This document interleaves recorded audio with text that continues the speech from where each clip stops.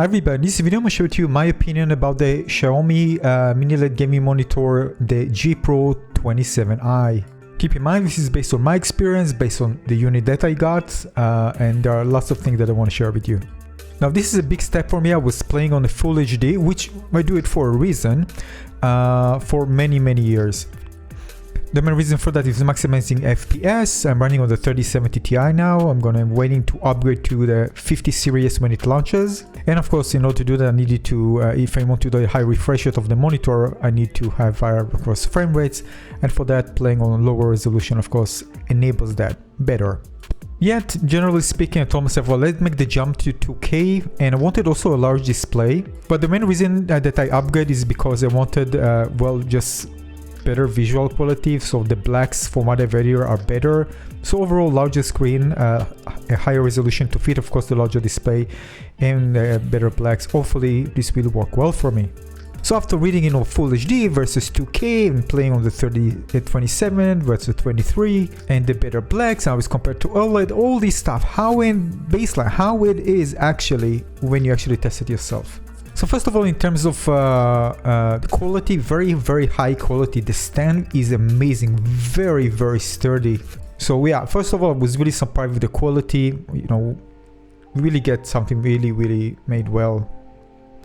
There's a kind of clips that you can see at the bottom there that kind of snap into the back of the display. It's a mini LED. So again, should be an upgrade compared to my IPS display. It also comes with a DisplayPort cable. Or keep in mind, this is the big one. It's not a mini display DP, but yeah, great. Comes inside the box. Thank you. Instruction manual, pretty easy to set it up. Even the tool to screw up the driver is actually magnetic. I mean, yeah, really cool stuff. Really made it easy for you. At the back, you do have different ports. This is basically HDMI 2.0. It's not 2.1. 2 HDMI, DC DisplayPort, 2 display ports, and 1 jack for the headphones.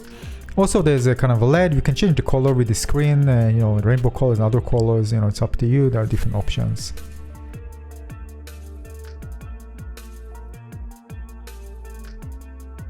Now, different options for you available, including the ability to change the response rate, the color space. I'll later change, of course, to sRGB. But I have actually a paper that says that it's calibrated, so it's actually calibrated on Xiaomi. So basically, you should get a calibrated display when you get it, based on my understanding. There's also a separate game mode, which is on settings that you can change, or just go to picture mode and change things manually. You don't have to activate, of course, in game if you want to. There are different modes you can do, change the brightness, contrast, and so when you're gaming, you can just choose that to quickly move between different settings. Or based on what I found, there's no option to change the channel colors on this display. So the moment I got the display, I noticed a problem. When I turned it on, suddenly it's always kind of reddish, like with red tint. Immediately I knew that something is wrong.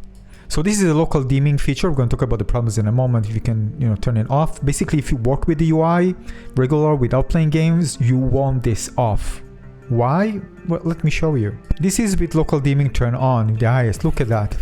You see the light moving there? This is just, you can't do it. It's all, by the way, it's not that here. It's all over the place. It's just so annoying. Just turn the viewing experience just unbearable. For regular work, you want to turn it off.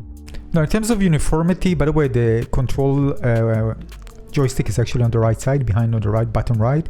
So uniformity was actually very good out of the box. I mean, I was really happy with that.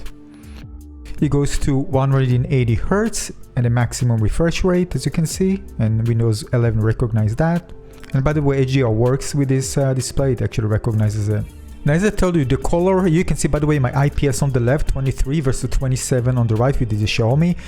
The color was too red. I immediately noticed this because every gray that, I just was kind of reddish. I mean, it was just, I just couldn't bear it. I mean, and you can't do anything about it because no option to change the color channels in the display itself. And you used to use an external software if you want to do that. And there's no USB to actually make something, in maybe a firmware update to fix it. And I always see also read on Reddit there are some red issues, red tint issues, which is exactly what I experience.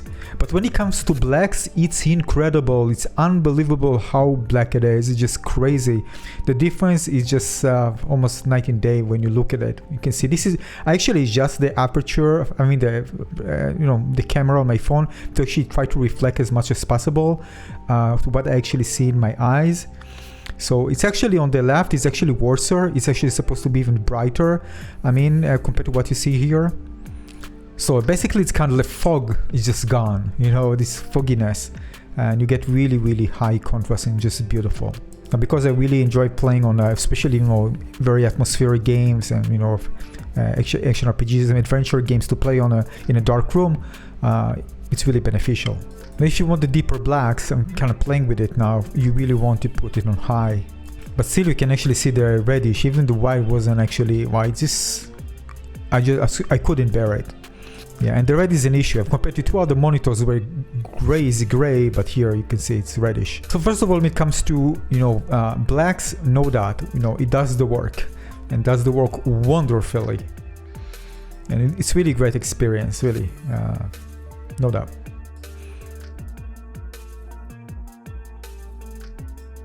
Alright, so this is game mode, for example, and just turning it, for example, to high. So now the lights really kind of just brighten up the scene, but still, you know, keeping everything, you know, black, and it's just beautiful. Now the screen is very bright, too bright, especially for a dark room.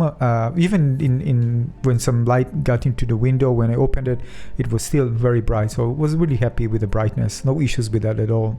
I need to really reduce it quite significantly to bear it. But basically, because of the high contrast, it really bring out everything. It makes games more immersive like that, for sure. It also has increased realism for me, and yeah, I'm playing here Stalker 2, and it's just perfect, good example for that. However, it didn't take long for, look at that here. Because the cursor is white, look at that. You just kind of highlight this little spot, and it actually wasn't even bright, it was kind of purplish. And I guess this is because it also colored with red, maybe it led to that. But this is all the time, because this is something, you know, when I aim, this is the cursor. And I don't want to download cursor change customized cursor to games, nor there is an option for that in game, nor do I need to worry about that. But this is annoying, it's all the time was there when I'm actually using the gun. It's like a light continuously stuck there with a purplish kind of color. It doesn't matter what I do. Of course, it's not all the time.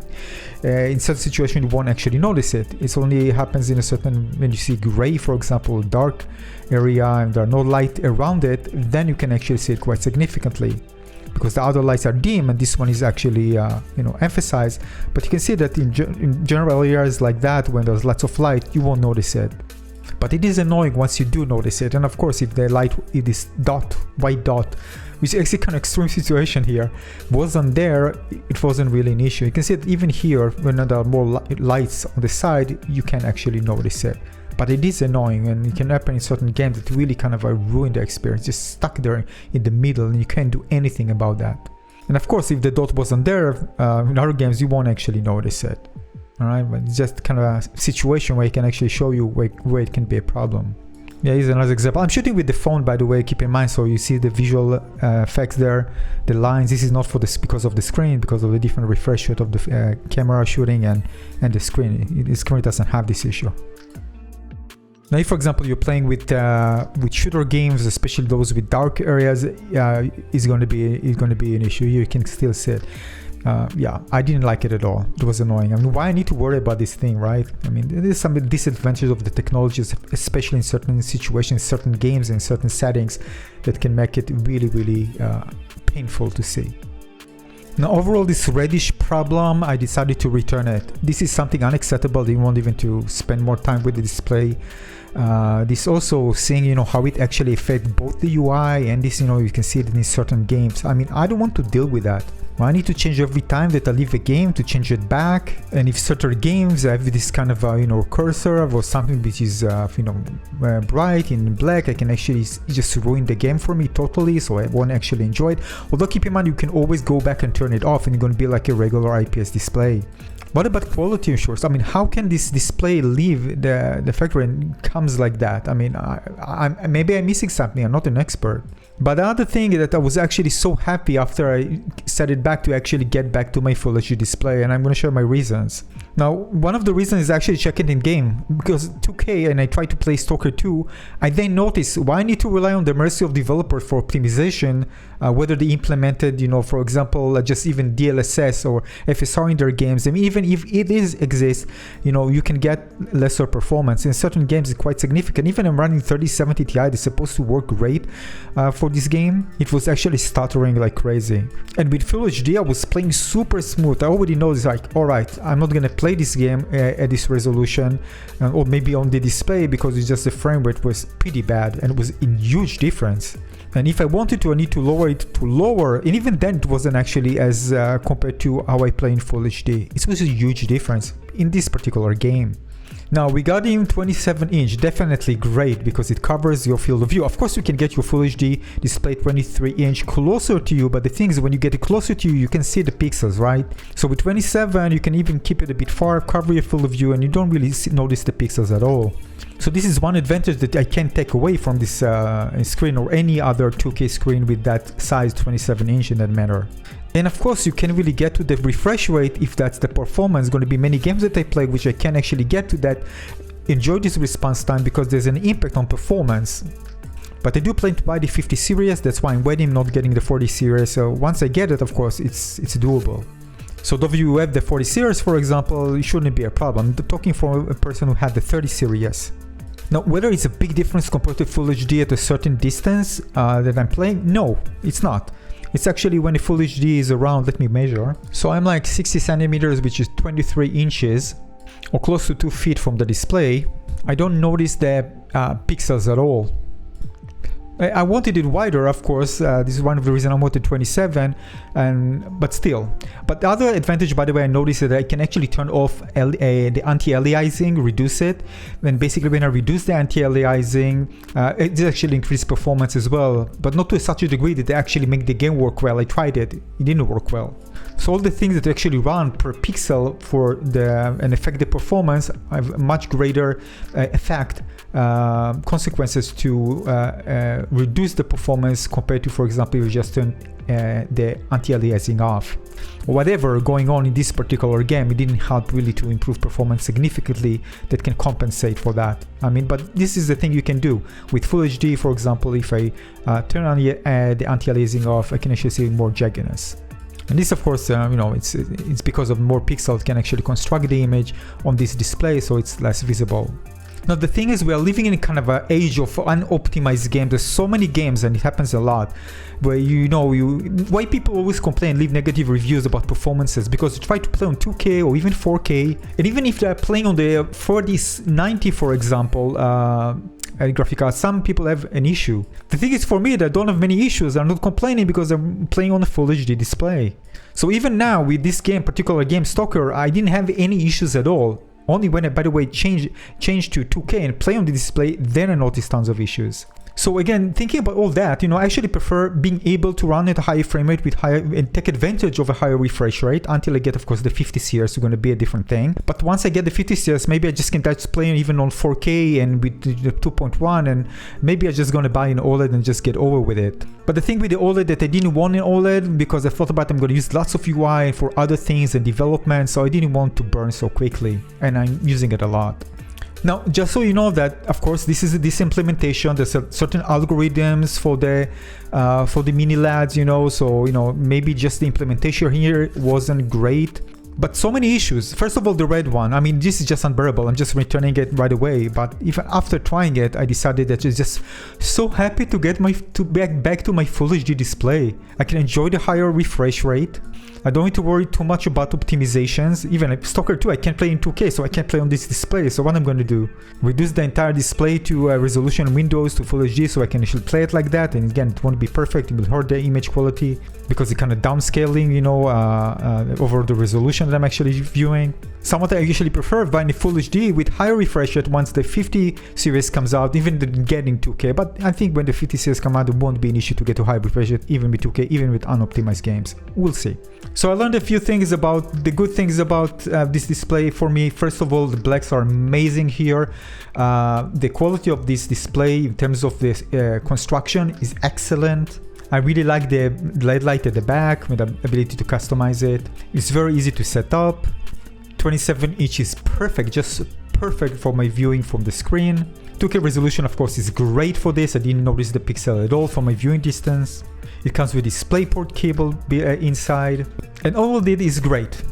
Disadvantages, well, the red thing was annoying, but again, this is my particular unit and I just couldn't bear it. I mean, I shouldn't bear it at all, and this is unacceptable. And because of that, I actually just afraid ran to buy even a Xiaomi display, because how something like that can actually leave the factory in that situation. Unless again I'm missing something, let me know in the comment section below, but I mean, I'm getting a display sort like that. That's not what I want, sorry. Now, whether the blacks in the IPS is a deal breaker, no. So I definitely see this something as a nice to have. The fact there was no option even to change the colors in the display itself, nor USB to make even a future update for the firmware if there's a problem. I mean, I wanted to tone down the red, I needed to do it in the NVIDIA settings, you know what? And there's also a thing, when you change the different modes, sometimes, you know, it kind of affect, but it doesn't solve it. Some people tell, alright, just change the viewing modes, maybe it will solve the problem. It didn't solve anything. I turned it off, turned it on, tried with HDR, nothing actually helped. It was like that all the time. And then I realized actually this 2K display made me realize that I actually want to stay in full HD until I get you know, the 50 series when it arrives. I also realized that I don't even need 4K display. I mean, 2K is way enough for me. Now after getting something like that, I don't even to change it. I want to try again. No, thank you. I mean, once I see something like that, sorry, there's no chance. And I mean, if they're calibrating the display, don't they check things? How this can actually come like that? So I ask myself, maybe it's supposed to be like that. Maybe that's how it's calibrated. I mean, seriously, I'm turning to sRGB and there's no way to change the colors, and I'm seeing everything kind of brownish and reddish. What I'm supposed to do? I can't even change the display. What, they can't tell me to change it in software? Doesn't make sense. So it's kind of funny because I had 3 displays. I'm moving from side to side, and it was like gray on the other side and gray on the left side, in the middle red. So yeah, bad experience with this particular unit. I'm just saying this is my particular unit, might be different for you if you get another unit, but no thank you. Now even if I got a good unit, I still think maybe there's something lacking in the algorithm of the mini LED, because again in certain situation it just lead to very bad experience for players, and should deal with it in a better way. And also having that issue in the UI, turning it on and turning it off. Maybe there was a complementary software, but it's not USB. But if it was, and can they automatically take games and turn it on and off, that would be something nice with kind of, you know, an AI can detect it. Overall, it's too cumbersome to use in my opinion, and there are some issues, of course, in certain games that just get totally annoyed by it. So with some games it will work, with some games it doesn't work. Of course, it will work great for movies and in certain games, and you can turn it off if you want. So it's great having an option for it. So if you get a good unit for samplers, this can be an amazing display. But in my opinion, I will wait for something better than this. Something that can have a firmware update, something that have maybe better algorithm for the mini LED. And overall, when take into consideration, it's not worth it for me. Thanks for watching.